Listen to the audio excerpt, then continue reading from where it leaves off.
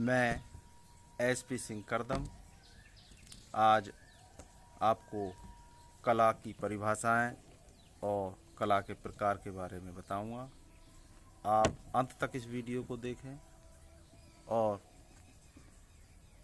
करदम classes को subscribe करने के साथ साथ बेल आइकन दबाना ना भूलें। साथियों, आपको शायद आश्चर्य लगे कि सृष्टि की रचना में कला का विशेष महत्व है एवं कलाकार सर्वोपरि, क्योंकि सृष्टि के रचयिताओं द्वारा सृष्टि की रचना करने से पहले एक कलाकार की आवश्यकता हुई थी। कलाकार द्वारा मानव, जीव जंतुओं, पेड़ पौधों आदि का मूर्त या अमूर्त रूप का सृजन कराया गया होगा। उस सृजन को सृष्टि के रचयिताओं द्वारा सृष्टि का रूप दिया गया होगा। कलाकार द्वारा अपने आंतरिक भावों को अभिव्यक्त, सृजन, प्रकट करके मानव, जीव जंतुओं, पेड़ पौधों आदि को कलात्मक रूप में विशेष स्थान दिया गया। जैसे हम कह सकते हैं, मानव रचना में मानव के द्वारा आँख, नाक, कान, मुंह को एक बहुत ही सोच और विचार कर सृजन किया गया होगा। तभी तो मानव स्वयं एक कलात्मक कृति के रूप में है। अगर कलाकार के द्वारा आँख की जगह नाक, नाक की जगह मुंह या मुंह की जगह कान का सृजन किया जाता तो मानव का जो रूप कलात्मक आज हम देखते हैं, उस रूप से मानव का रूप भिन्न या अपभ्रंश होता। अतः हम कह सकते हैं कि कला विषय की उत्पत्ति सृष्टि में सबसे पहले हुई थी। कला की एक सामान्यतः परिभाषा कलाकार के आंतरिक सूक्ष्म भावों को प्रकट करना, सृजन करना, अभिव्यक्त करना, बनाना, निर्माण करना ही कला कहलाता है। कला की कुछ अन्य परिभाषाएं आपको और बताते हैं हम। कला, आर्ट। कला एक मानवीय विचारों की अभिव्यक्ति है। यह अभिव्यक्ति किसी भी माध्यम से हो सकती है, जैसे नृत्य, चित्र, मूर्ति, काव्य आदि। लेकिन कला में अभिव्यक्ति के द्वारा कलाकार विषय या विचार को मूर्त या अमूर्त रूप देता है। अर्थात कला जो है वो मानवीय विचारों को व्यक्त करता है और उसको व्यक्त करने के जो माध्यम हैं वो अनेक हो सकते हैं, लेकिन कलाकार विषय और विचार को मूर्त या अमूर्त रूप देता है, वह कला कहलाती है। कला एक व्यापक शब्द है जिसका अर्थ है कौशल, कुशलता, रचना करना, बनाना आदि। यानी जो कला है, जो उसका जो अर्थ है वो क्या है? व्यापक है, विस्तृत है। उसका जो क्षेत्र है कला का, और जिसका जो अर्थ होता है वो कुशलता। अर्थात हम कह सकते हैं कि जो कला है उसका जो क्षेत्र है उसको हम किसी परिधियों में नहीं बांध सकते। वो बहुत बड़ा क्षेत्र है, बहुत व्यापक है, और इसलिए कौशल, कुशलता, रचना करना, बनाना, अभिव्यक्त करना आदि सभी कला होते हैं। कला की उत्पत्ति संस्कृत के कल धातु से मानी गई है, जिसका अर्थ मधुर या सुख देने वाला होता है। यानी जो कला शब्द है उसकी उत्पत्ति संस्कृत भाषा में जो कल धातु है उससे मानी गई है, और जिसका भी जो अर्थ है वो मधुर होता है, मीठा होता है, सुख देने वाला, संतुष्टि देने वाला होता है, उसे हम कला कहते हैं। कला को अंग्रेजी में आर्ट कहा गया है, जिसका अर्थ बनाना, पैदा करना या ठीक करना है। यानी हम कह सकते हैं कि कला की जो परिभाषा, चाहे हिंदी हो, चाहे संस्कृत हो, चाहे अंग्रेजी हो या अन्य कोई भाषा हो, सभी भाषाओं में कला का जो अर्थ होता है वो है बनाना, अभिव्यक्त करना, पैदा करना, ठीक करना ही होता है। वही कला कहलाता है।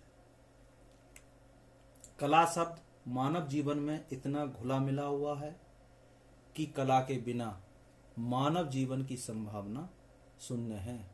प्रकृति जिससे मनुष्य की उत्पत्ति मानी गई है, स्वयं कला का एक अनूठा उदाहरण है। स्वयं मनुष्य अपने आप में एक कलात्मक कृति है। यानी जो कला शब्द है वास्तव में वो मानव जीवन में बहुत घुला हुआ है, और कला के बिना जो मानव का जो जीवन है वो शून्य है। और जब प्रकृति से ने जब मनुष्य की रचना की या उत्पत्ति हुई, तो सृष्टि के रचयिताओं ने जब सृष्टि की रचना की तो कलाकार के द्वारा उस कृति को बनाया गया होगा, और फिर रचयिताओं ने उसको रूप दिया होगा सृष्टि का, जिसका उदाहरण मनुष्य अपने आप में एक कलात्मक कृति है। क्योंकि अगर मनुष्य का जब चित्रण किया गया होगा कलाकार के द्वारा, अगर उसकी नाक की जगह मुंह और मुंह की जगह आंख होता, इस प्रकार का चित्रण कलाकार के द्वारा किया गया हो सृष्टि से पहले, तो कल्पना कीजिए कि जो मानव का आज जो कलात्मक रूप में हम मानव को देखते हैं वह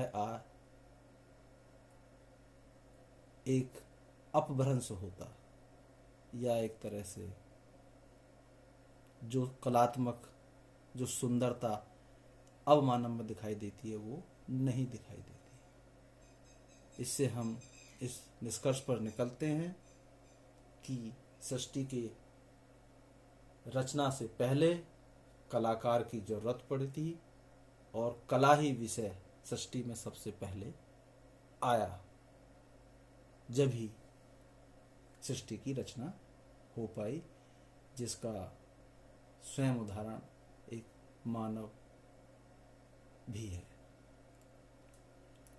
मानव द्वारा निर्मित कार्य कला के अंतर्गत आते हैं, अर्थात मनुष्य जिन वस्तुओं का निर्माण या रचना करता है वह कला कहलाती है। यानी जितनी भी रचनाएं मानव द्वारा की जाती हैं, चाहे वस्तुओं की हों या अन्य कोई निर्माण हो, यानी मानव के द्वारा जो अपने भावों को प्रकट किया जाता है वो सब कला के अंतर्गत आते हैं। इस चित्र के माध्यम से हम देख सकते हैं चित्रकार द्वारा विभिन्न रंगों का प्रयोग करते हुए अपने अंदर के भावों को इस चित्र के माध्यम से प्रदर्शित किया है। जो भगवान गौतम बुद्ध का चित्र तैयार है, जो प्रत्येक मानव को अपनी तरफ आकर्षित कर रहा है। यह कलाकार के भावों का प्रदर्शन है। मानव द्वारा मन के सूक्ष्म से सूक्ष्म आंतरिक भावों को प्रकट करना ही कला कहलाता है। और कला के विषय में विभिन्न विद्वानों ने अपने अपने मत दिए हैं, जो निम्न प्रकार से हैं। यानी मानव के द्वारा जो उसके छोटे छोटे आंतरिक जो भाव होते हैं, अंदर के जो भाव होते हैं, उन भावों को प्रकट करना ही कला कहलाता है। जो विभिन्न विद्वान हैं उनकी विचार देखते हैं। प्लेटो जो महान विचारक और दार्शनिक हुए, सुकरात के शिष्य थे, उन्होंने कला सत्य की अनुकृति है। उन्होंने सत्य को कला से जोड़ा है कि सत्य ही अनुकृति है। प्लेटो के जो विचार हैं कला के विषय में, वो सत्य पर आधारित हैं, जो बहुत ही अच्छे हैं कि कला सत्य की अनुकृति है, जिसको हम इस चित्र के माध्यम से देख सकते हैं। कलाकार के द्वारा अपने अंदर के भावों को इस चित्र के माध्यम से, जो उसके सत्य विचार हैं, उनको प्रकट किया गया है। और प्रकट करने पर एक सुंदर स्त्री का चित्रण आपके सामने है। अरस्तु भी महान विचारक व दार्शनिक हुए हैं। ये प्लेटो के शिष्य थे और अरस्तु ने कला को प्रकृति का अनुकरण है कहा है। यानी अरस्तु के विचारों के अनुसार प्रकृति का अनुकरण ही कला होती है, जिसको हम इस चित्र के माध्यम से देख सकते हैं, जिसमें प्रकृति का सौंदर्य दिखाया गया है। तो जो अरस्तु के जो विचार हैं, वास्तव में वो प्रकृति से हैं और प्रकृति में सब कुछ है। उनकी जो परिभाषा है वो बहुत ही सटीक है। फ्रायड ने भी अपने भावों को व्यक्त किया है। दमित भावनाओं की अभिव्यक्ति कला है। उनके द्वारा कहा गया कि जो भी कोई कलाकार है, उसकी जो दबी हुई भावनाएं हैं, उनको अगर वो अभिव्यक्त करता है तो वही कला होती है। दबी हुई भावनाओं को बाहर निकालना, व्यक्त करना कला होता है, फ्रायड के द्वारा कहा गया। इस चित्र के माध्यम से हम देख सकते हैं कलाकार की जो दबी हुई भावनाएं, उनको उन्होंने विभिन्न रंगों का प्रयोग करते हुए चित्र के माध्यम से प्रदर्शित किया है। हीगेल ने भी अपने विचार रखे हैं। आदि भौतिक सत्ता को व्यक्त करने का माध्यम कला है। उन्होंने आदि और भौतिक सत्ता को व्यक्त करने के माध्यम को कला कहा है। बहुत ही अच्छे विचार हीगेल के। उन्होंने आदि और भौतिक दोनों को एक साथ जोड़ा गया है। इस चित्र के माध्यम से हम देख सकते हैं कि कलाकार के द्वारा उसके भाव किस प्रकार प्रकट किए गए हैं, जिसमें आदि और भौतिक सभी को समायोजित करते हुए हैं। हर्वर्ट ने भी कला की परिभाषा दी है। अभिव्यक्ति के आह्लाद यानी रंजक स्वरूप को कला कहते हैं। आह्लाद का मतलब होता है कि जो कलाकार है उसके अंदर दो विचार हैं, सकारात्मक या नकारात्मक दोनों विचारों जब आपस में टकराते हैं और टकराने के बाद जो तीसरा विचार बनता है और उस विचार को वह रंजक के रूप में प्रकट करता है, वही कला कहलाती है, जिसको इस चित्र के माध्यम से भी हम देख सकते हैं। कलाकार के जो अपने विचार हैं, सकारात्मक और नकारात्मक, जब टकराए और टकराने के बाद जो तीसरा विचार आया, उस तीसरे विचार को उसने विभिन्न रंगों के माध्यम से, व्यक्त किया वही कला हो गई। क्रोचे ने भी अपने विचार रखे हैं कि प्रत्येक महान कला ईश्वरीय कृतित्व के प्रति मानव अहवलाद की अभिव्यक्ति कला है। यानी प्रत्येक महान कला ईश्वरीय कृति के प्रति मानव अहवलाद की अभिव्यक्ति है। यानी ईश्वर की जो कृति है और जब वो मानव व्यक्त करता है ईश्वरीय कृति को, तो वही कला कहलाती है।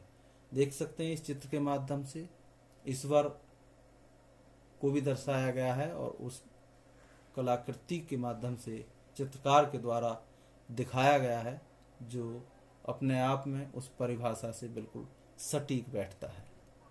P.N. चोयल कला मानव को अभिव्यक्ति देता है। यानी P.L. चोयल द्वारा कला मानव को अभिव्यक्ति देता है। यानी कला वो चीज है जो मानव को अपने अभिव्यक्तियों को देता है या विचारों को प्रकट करने का मौका देता है, वही कला होती है। इसको चित्र के माध्यम से भी हम देख सकते हैं। कलाकार ने अपने विचारों को प्रदर्शित किया है। रस्किन कला में मनुष्य अपनी भावनाओं की अभिव्यक्ति करता है। यानी मनुष्य जब अपनी भावनाओं की अभिव्यक्ति करता है तो वह कला कहलाती है रस्किन के अनुसार। ये एक चित्र के माध्यम से हम देख सकते हैं, रस्किन द्वारा बनाया गया चित्र, जो वो अपने भावों को प्रकट किए गए हैं। बहुत ही सुंदर पेंटिंग रस्किन द्वारा भी बनाई गई। नीत्शे ने भी अपने विचारों को रखा है कि कला जीवन के कड़वे अनुभवों से मुक्ति का माध्यम है। यानी जो कलाकार है और उसके जो कड़वे अपने अनुभव हैं, उन अनुभवों से मुक्ति पाने के लिए कला माध्यम होता है। या जो कलाकार है उसके जीवन में जो कड़वे अनुभव होते हैं, उन कड़वे अनुभवों को मुक्त करने के लिए कला के माध्यम से उन विचारों को प्रकट कर सकता है, वही कला कहलाती है। जिसको हम ये देख सकते हैं चित्र के माध्यम से। चित्रकार के अपने कड़वे अनुभव, जो एक मनुष्य दूसरे मनुष्य का दुश्मन प्रतीक हो रहा है, और वो अपने भावों को चित्र के माध्यम से प्रकट किए गए हैं। टॉलस्टॉय ने भी अपने विचार रखे हैं। अपने भावों को क्रिया रेखा, रंग, ध्वनि या शब्द द्वारा इस प्रकार अभिव्यक्त करना कि उसे देखने या सुनने में भी वही भाव उत्पन्न हो जाए, कला है। यानी टॉलस्टॉय ने कहा है कि जो भाव कलाकार प्रकट कर रहा है, क्रिया रेखा, रंग, ध्वनि, शब्द आदि, वह देखने और सुनने में भी वही भाव उत्पन्न होने चाहिए, वह कला है। ये टॉलस्टॉय द्वारा दिया गया परिभाषा बहुत ही अच्छी है कि रेखा और भाव, ध्वनि आदि को अगर वो प्रकट कर रहा है तो वह सुनने और में भी वही भाव या देखने में भी वही भाव उत्पन्न होने चाहिए, तो वह कला कहलाएगी। देखिएगा चित्र के माध्यम से कलाकार ने प्रदर्शित किया है कि कोई वाद्य यंत्र, और वह वाद्य देखने में भी, सुनने में भी, और चित्र के द्वारा से उसको दिखाया गया है। सुंदर प्रयास चित्रकार के द्वारा। रविंद्रनाथ टैगोर, जो भारत के प्रथम नोबेल पुरस्कार प्राप्त हैं, ये दार्शनिक, लेखक और चित्रकार हुए हैं। उनके द्वारा भी कला की परिभाषा दी गई है। कला में मनुष्य अपने भावों को अभिव्यक्ति करता है। रविंद्रनाथ टैगोर द्वारा कि कला में मनुष्य अपने भावों को अभिव्यक्त करता है, वह कला कहलाती है। एक चित्र भी रविंद्रनाथ टैगोर जी द्वारा बनाया गया है। लाल और पीले रंगों का प्रयोग करते हुए एक नर्तकी द्वारा नृत्य करते हुआ चित्र बनाया गया है, जो रविन्द्रनाथ टैगोर जी के द्वारा बनाया गया है। बहुत ही सुंदर चित्रण किया गया है, अपने भावों को उन्होंने प्रदर्शित किया है इस नृत्य के द्वारा। मैथिली शरण गुप्त कला शिवत्व की प्राप्ति के लिए सत्य की सौंदर्य में अभिव्यक्ति है। यानी मैथिली शरण द्वारा जो भारतीय शास्त्र हैं उनसे प्रभावित होकर सत्यम शिवम सुंदरम पर आधारित ये परिभाषा दी है। यानी सत्यम ही शिव है और शिव ही सुंदर है और सुंदर ही शिवम है। ये सत्यम शिवम सुंदरम पर आधारित परिभाषा मैथिली शरण द्वारा दी गई है कि कला शिवत्व की प्राप्ति के लिए सत्य की सौंदर्य में अभिव्यक्ति है, जिसको इस चित्र के माध्यम से भी दर्शाया गया है। सत्यम शिवम सुंदरम का इसमें समावेश है, जो चित्र को देखते ही महसूस हो रहा है। वास्तव में बहुत ही अच्छा चित्रण चित्रकार द्वारा किया गया है। जयशंकर प्रसाद ने भी कला की परिभाषा दी है। ईश्वर की कृत्रिम शक्ति का मानव द्वारा शारीरिक व मानसिक कौशल पूर्ण निर्माण कला है। जयशंकर प्रसाद ने शारीरिक और मानसिक कौशल विकास को पूर्ण कला कहा है, कि जो ईश्वर की जो कृतित्व है या शक्ति है, ईश्वर की जो शक्ति है वो शारीरिक और मानसिक रूप से भी जो पूर्ण है वही कला कहलाती है। इस चित्र के माध्यम से हम देख सकते हैं शारीरिक और मानसिक प्रयोग किया जा रहा है मानव द्वारा, इसलिए ये जयशंकर प्रसाद द्वारा दी गई परिभाषा को प्रदर्शित करता है। इस प्रकार हम कह सकते हैं, जो सभी परिभाषाएं हमने पढ़ी, कि जो कला है वह वास्तव में कलाकार के आंतरिक भावों को प्रदर्शन करना, चाहे वो प्रकृति के हों, सत्य के हों, दमित भावनाओं के हों, ईश्वरीय हों, या सत्यम शिवम सुंदरम पर आधारित हो, या शारीरिक या मानसिक विचार हों, उन सबको प्रदर्शित करना, सृजन करना, प्रदर्शन करना ही कला कहलाता है। और कला को हम दो भागों में बांट सकते हैं। नंबर 1 ललित कला, नंबर 2 उपयोगी कला या व्यवसायिक कला। ललित कला यानी फाइन आर्ट्स आत्मसंतुष्टि के लिए किया गया सृजन ललित कला कहलाता है, और ये 5 प्रकार की होती है। यानी आत्मसंतुष्टि के लिए किया गया सृजन या प्रदर्शन ललित कला के अंतर्गत आता है, और ये 5 प्रकार का होता है। चित्र के माध्यम से हम देख सकते हैं ललित कला का प्रदर्शन, जो आत्मसंतुष्टि प्राप्त हो रही है मानव को देखने से। इस चित्र को का चित्रकला पेंटिंग किसी कलाकार द्वारा समतल पर मन के सूक्ष्म से सूक्ष्म आंतरिक भावों को चित्र के रूप में प्रकट करना ही चित्रकला कहलाता है। यानी किसी कलाकार के द्वारा अगर अपने भाव को, छोटे छोटे भावों को, आंतरिक भावों को, अंदर के भावों को अगर चित्र के रूप में प्रकट करता है तो वह चित्रकला कहलाती है। जैसे कि हम चित्र के माध्यम से देख सकते हैं, पेंटिंग के माध्यम से कलाकार ने अपने भावों को प्रकट किया गया है, जो बहुत ही अच्छे प्रदर्शन या चित्रण कलाकार द्वारा किया गया है। मूर्ति कला किसी कलाकार द्वारा पाषाण अर्थात पत्थर, काष्ठ अर्थात लकड़ी, मिट्टी आदि पर मन के सूक्ष्म से सूक्ष्म आंतरिक भावों को मूर्ति के रूप में प्रकट करना ही मूर्ति कला कहलाता है।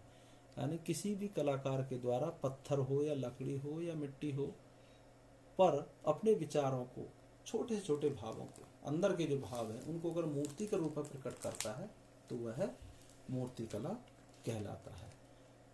जिसको हम देख सकते हैं गंधार शैली में भगवान गौतम बुद्ध की मूर्ति बनाई गई है मूर्तिकार द्वारा। तो बहुत ही अच्छा प्रयास गंधार शैली में। ग काव्य कला, किसी कवि द्वारा मन के सूक्ष्म से सूक्ष्म भावों को काव्य के रूप में प्रकट करना ही काव्य कला कहलाता है। अगर कोई कवि अपने छोटे से छोटे भावों को अगर वो काव्य के रूप में प्रकट करता है तो वो काव्य कला कहलाती है। जैसे शेखर सुमन एक हास्य कवि हैं, वह अपने आंतरिक भावों को काव्य के रूप में प्रकट कर रहे हैं, तो यह काव्य कला है। गा संगीत कला, किसी संगीतज्ञ द्वारा मन के आंतरिक भावों को संगीत के रूप में प्रकट करना ही संगीत कला कहलाती है। यानी जो संगीत यज्ञ है अगर अपने भावों को संगीत के रूप में प्रकट कर रहा है तो वह संगीत कला होती है। ये देख सकते हैं हम वाद्य यंत्रों के द्वारा कुछ संगीतज्ञ संगीत का प्रदर्शन कर रहे हैं। द स्थापत्य कला, किसी राजमिस्त्री या शिल्पी द्वारा मन के भावों को स्थापत्य के रूप में प्रकट करना ही स्थापत्य कला कहलाती है। जैसे संसद भवन, लोटस टेम्पल, ताजमहल, लाल किला आदि। यानी जो भी कलाकार है, राजमिस्त्री है या शिल्पी है, शिल्पकार है, वह अपने भावों को अगर स्थापत्य के रूप में प्रकट करता है, स्थापित करता है, तो वह कला स्थापत्य कला होती है। जिसका उदाहरण हम देख सकते हैं संसद भवन, शिल्पी द्वारा अपने विचारों को इस संसद भवन के रूप में प्रदर्शित किया गया, जो बहुत ही अच्छा उनके आंतरिक भाव रहे हैं, जो उन्होंने स्थापत्य के रूप में यहाँ स्थापित किए हैं। नंबर 2 जो कला है उपयोगी या व्यावसायिक कला। दैनिक जनजीवन से संबंधित कला उपयोगी कला या व्यावसायिक कला कहलाती है। विद्यालय में शिक्षक द्वारा पढ़ाना, खाना बनाना, कपड़े धोना, झाड़ू पोंछा लगाना, कंपनी के विभिन्न कार्य करना आदि। यानी दैनिक जीवन के सभी कार्य उपयोगी कला के अंतर्गत आते हैं। ऐसा कोई कार्य नहीं छूटा है कि जो कला के अंतर्गत न आता हो। सभी कार्य जो हैं वो कला के अंतर्गत आते हैं, उन्हें हम उपयोगी कला कहते हैं। जैसे शिक्षक द्वारा पढ़ाना, ये भी एक उपयोगी कला के अंतर्गत आता है। कामसूत्र, इसके अतिरिक्त इन कलाओं के अतिरिक्त जो अन्य शास्त्र हैं, भारतीय शास्त्र, उनमें विभिन्न कलाओं का वर्णन मिलता है। जैसे कामसूत्र, शैव तंत्रों, प्रबंध कोश तथा शुक्र नीति में 64 कलाओं का वर्णन मिलता है। प्रबंध कोश में 72 कलाओं का उल्लेख मिलता है और ललित विस्तार में तो 86 कलाएं गिनाई गई हैं। पंडित यशोधर क्षेमेंद्र के कला विलास में जनोपयोगी 64 कलाएं, धर्म, अर्थ, काम, मोक्ष संबंधी 32, मात्सर्य, शील, प्रभाव संबंधी 32, वैश्याओं द्वारा सम्मोहन 64, भेषज संबंधी 10, कायस्थों की 16 तथा सार कलाएं 10 बताई गई हैं। धन्यवाद।